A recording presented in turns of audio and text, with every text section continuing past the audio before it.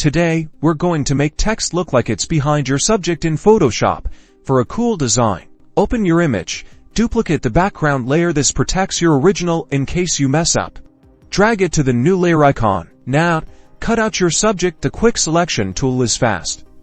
Just click and drag around, then use the plus and minus brushes to fine-tune the edges. Refine the selection with select and mask here.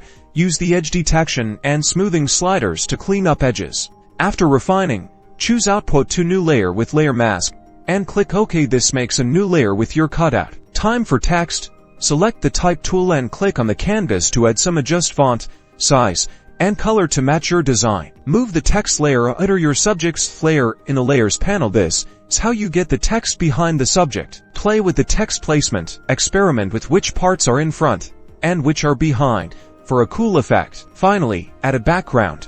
Use a solid color, gradient, or image, and put it at the bottom of the layer stack. Play with colors to really make that image pop.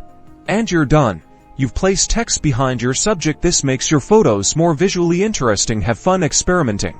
And don't forget to like and subscribe for more Photoshop secrets.